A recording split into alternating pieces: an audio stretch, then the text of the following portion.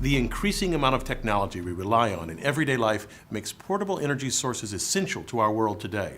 We can power our cell phones and laptops with lithium-ion batteries, run flashlights from alkaline ones, and many of our watches depend on batteries constructed with silver oxide. This one, though, may be the most important of them all. Now, I know it seems a clunky, old-fashioned thing. It was invented in the 19th century, but it still makes our world move by starting our cars, motorcycles, and trucks. No wonder it's the best-selling battery. If you understand how this battery operates, you can grasp the principles underlying any of the newer ones and even see why no single type of battery can be used in all applications. Let's take a look inside. The first thing to note about this motorcycle battery is that it's heavy. That's because it's tightly packed with lead and lead oxide sheets, both of which are very dense. This is a cell from an identical battery, and you can see the lead, and underneath this, the lead oxide. They alternate throughout the interior. So let me show you how they store electricity using just two plates. So I have here a lead plate and a lead oxide plate from the battery, and the sulfuric acid. And now watch what happens when I connect the leads. The LED lights up. A current flows from the lead oxide cathode to the lead anode. The lead gives up electrons, which the lead oxide accepts. This exchange turns both plates into solid lead sulfate. Now, let me measure the voltage difference between the two leads. And you can see that it's about 2 volts, which means that to make this 12-volt battery, 6 cells are linked in series to make up the 12 volts. So that's the basic electrochemical reaction. Now let's look at how you engineer a battery.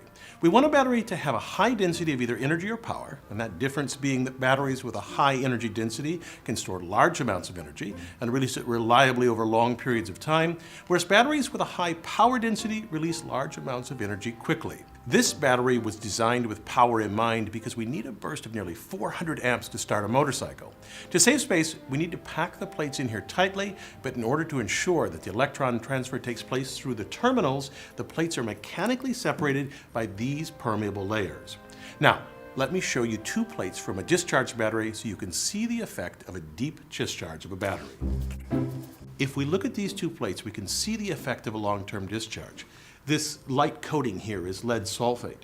That explains why if you run a car battery to 0 charge a few times, you're likely to kill it. As the battery discharges, lead sulfate cakes the space between the plates. If too much builds up, you'll never be able to recharge the battery. This highlights how every different application needs a different type of battery. You see, with most engineered objects, there are going to be trade-offs, giving away some characteristics you want to gain others that you must have. Indeed, the toughest part of engineering often ends up being balancing the trade-offs in a design. For example, a car battery does a great job starting a vehicle, but not running one, like an electric car. Nor is it a good candidate to store energy from solar panels on a house. There, we harvest energy from the sun, charge up the batteries, and then use the stored energy in a variety of ways until the batteries die, and then recharge them with the sun's energy. For this use, you would use what is called a deep cycle battery. As the name implies, this battery's capacity can be largely used and then recharged easily. To convert an SLI battery, like used to start a motorcycle or a car, into a deep cycle battery, we do 3 things. We use thicker electrodes to increase energy density, space them further apart so lead sulfate debris can fall off of them, and add room below where that debris can accumulate. The trade-off is that it's larger, heavier, and gives off a lower current than a car battery.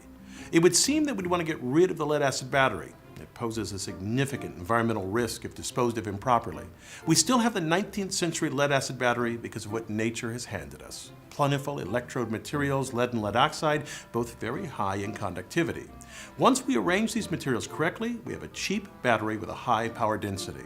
No other materials found in nature meet these criteria so well, which means that with current technology, it is extremely difficult to overcome this barrier. That's why 19th century technology is still the go-to for starting our cars. I'm Bill Hammack, the Engineer Guy. This video is based on a chapter in the book, 8 Amazing Engineering Stories. The chapter features more information about this subject. Learn more about the book at the address below.